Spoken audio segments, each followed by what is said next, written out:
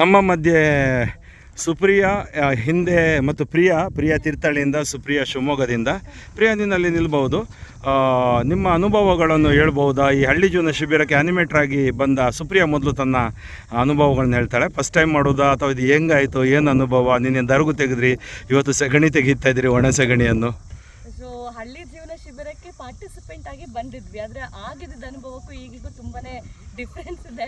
And specially ಸಗಣಿಗೆ ಕೈ ಹಾಕ್ಬೇಕಾದ್ರೆ ಅವಾಗ ಅಂದರೆ ಇನ್ನೂ ಸ್ವಲ್ಪ ಸಣ್ಣವರಿದ್ವಿ, ಆಟ ಆಡ್ಕೊಂಡು ಹಾಕ್ತಿದ್ವಿ. ಈಗ ಒಂದೇ ಕೈಯಲ್ಲಿ ತೆಗಿಬೇಕು ಅನಿಸುತ್ತೆ, ಬಿಕಾಸ್ ಇನ್ನೊಂದು ಕೈಯಲ್ಲಿ ಹಾಕ್ಬೇಕಾದ್ರೆ ಊಟ ಮಾಡ್ಬೇಕಲ್ಲ ಅಂತ. But one of the best experience ಅಂತ ನಾನು ಅಂತೀನಿ. ಯಾಕಂದರೆ ನೆನ್ನೆ ದರ್ಗೂ ಕೂಡ ತುಂಬಾ ಚೆನ್ನಾಗಿ ನಾವು ತೆಗೆದ್ವಿ. ಅಂದರೆ ಅದನ್ನು ವಿತೌಟ್ ಏನೂ ಪರ್ಕೆ ಆಗಿರ್ಬೋದು ಏನೂ ಇಲ್ಲದೆ ಬರೀ ಕಡ್ಡಿಯಲ್ಲೇ ನಾವು ಇಡೀ ಒಂದು ತೋಟದ ದರ್ಗನ ತೆಗೆದ್ವಿ.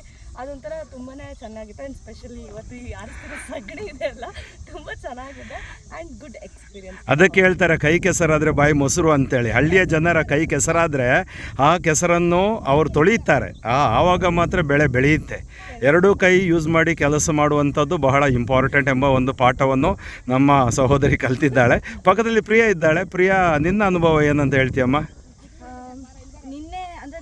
ನಾವು ಕೆಲಸ ಮಾಡಿದ್ದು ನಿನ್ನೆ ಸ್ಟಾರ್ಟ್ ಮಾಡಿದ್ದು. ತೋಟ ದರ್ಗಾ ಫಸ್ಟ್ ಫುಲ್ ಸ್ಟಾರ್ಟಿಂಗಲ್ಲಿ, ಇವಾಗೂ ಅಷ್ಟೇ ಸ್ಟಾರ್ಟಿಂಗಲ್ಲಿ ಚೆನ್ನಾಗಿ ಮಾಡ್ತಾ ಇದ್ದೀವಿ, ಫುಲ್ ಫೋರ್ಸಲ್ಲಿ ಮಾಡ್ತಾ ಇದ್ದೀವಿ. ನೆಕ್ಸ್ಟ್ ಲಾಸ್ಟಿಗೆ ಏನಾಗುತ್ತೆ, ಇವಾಗ ಏನಾಗುತ್ತೋ ಗೊತ್ತಿಲ್ಲ. ನಿನ್ನೆ ಮಾತ್ರ ಫುಲ್ ಲಾಸ್ಟಲ್ಲಿ ಎಲ್ಲ ದರ್ಗೆಲ್ಲ ಎತ್ತಾಗ್ತಾ ಅಲ್ಲೇ ಮಲ್ಕೊಂಬಿಡೋಣ ಅನ್ನೋ ಸುಸ್ತಾಗ್ಬಿಟ್ಟಿತ್ತು. ನಾನು ಯಾವತ್ತೂ ಒಂದು ಈ ಥರ ಎಲ್ಲ ತೋಟಕ್ಕೆ ಹೋಗಿಲ್ಲ, ಸಗಣಿ ಎಲ್ಲ ಹರ್ಸೋದು ಮಾಡೇ ಇಲ್ಲ ಲೈಫಲ್ಲಿ. ಇವತ್ತು ಮಾಡ್ತಾ ಇದ್ದೀನಿ.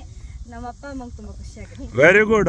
ಅವಳು ಹೇಳಿದ ಒಂದು ಮಾತು ನಮ್ಮ ಅಪ್ಪ ಅಮ್ಮನಿಗೆ ತುಂಬ ಖುಷಿಯಾಗುತ್ತೆ. ಯಾಕಂದರೆ ಇಂದಿನ ಕಾಲದ ಮಕ್ಕಳು ಎಲ್ಲ ಸಿಟಿ ಮಕ್ಕಳು, ಪಟ್ಟಣ ಮಕ್ಕಳು, ಹಳ್ಳಿಗಳು ಇರ್ಬೋದು ಅಥವಾ ಚಿಕ್ಕ ಚಿಕ್ಕ ಮನೆಗಳು ಇರ್ಬೋದು, ಆದರೆ ಇಂಥ ಅನುಭವ ಸಿಗೋದಿಲ್ಲ. ಇಂಥ ಅನುಭವ ಸಿಕ್ಕಿದ್ದಕ್ಕೆ ನೀವು YCS YSMಗೆ ಥ್ಯಾಂಕ್ಸ್ ಹೇಳ್ತೀರಾ?